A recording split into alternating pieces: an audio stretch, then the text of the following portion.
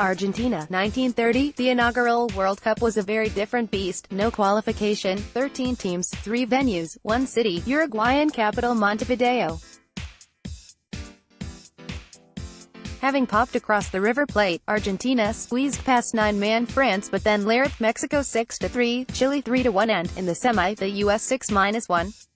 In the final, they came from behind to lead the hosts 2-1 at halftime. At the break, 2 sinister chaps warned Luis Monti, arguably the planet's best player, that if Argentina won, his mother and sister would be killed. Maybe it was a thigh injury that slowed him in the second half, but Uruguay scored 3 unanswered goals. Monti joined Juventus, naturalized as an Italian citizen and won the 1934 World Cup on his new home soil instead. Austria, 1934. No hipster worth his beard oil should omit to mention Hugo Meisel's Wonder Team.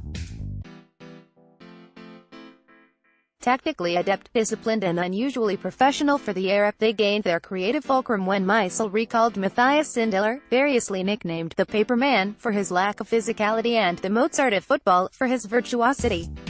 They went to Italy as one of the favorites, especially after marking the February opening of Turin's Stadio Mussolini by humping the hosts 4-2 in a friendly. At the World Cup, they beat local rivals Hungary 2-1 in a bruising quarterfinal before facing Italy in the semis. Pre-match downpour spoiled their passing game. Luis Monti kicked Sindelar all over the show. Sidekick Johan Horvath was already injured and Mussolini's pet team went on to win the tournament. Brazil, 1938. Embedded video for Rated. The greatest sides not to win the World Cup. There's a fine line between confidence and hubris, and in 1938 the first great Brazil team fell the wrong side of it. In their first game, they put 6 past Poland, but conceded 5 and needed extra time, which they also used to beat Czechoslovakia 2-1.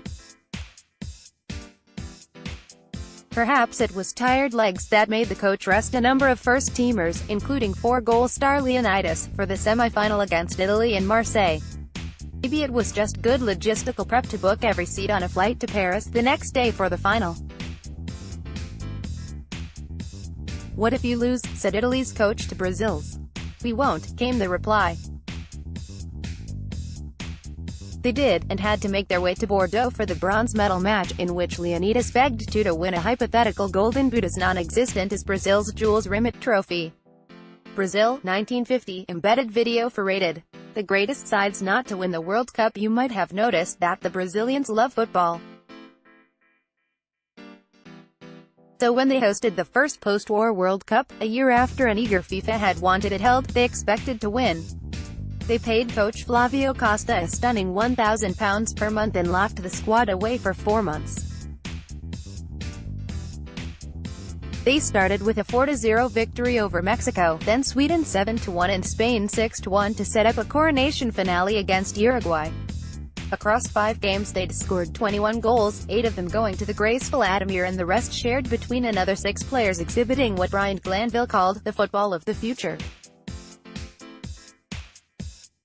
200,000 exultant fans packed the Maracana, and watched the Uruguayans come from behind to win the match and the tournament.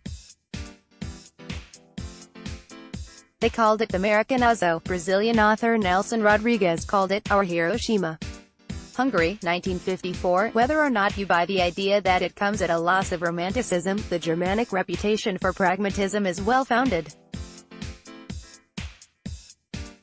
For the final against the magical Magyars, unbeaten in 30-odd games and undoubtedly the planet's finest team, much of the "miracle of Bern" victory came down to Adi Dosler providing the team with long studs on a rainy match day.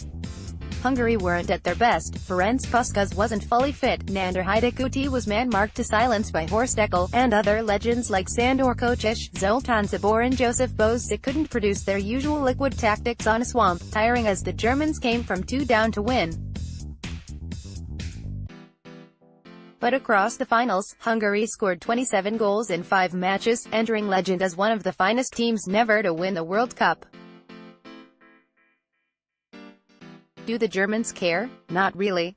Portugal, 1966. History is written by the victors and England have rarely ceased honking on about 1966, but they arguably weren't the best team at that tournament. Portugal scored 17 goals to the hosts' 11, more than a third of which came in that final you'll have heard of, and were involved in most of the classic games.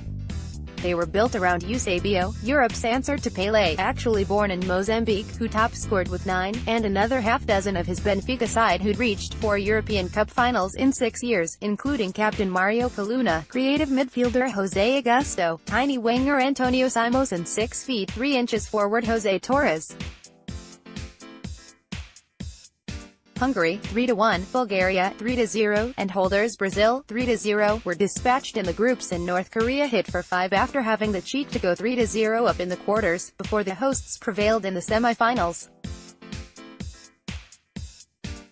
Portugal wouldn't qualify again for another 20 years.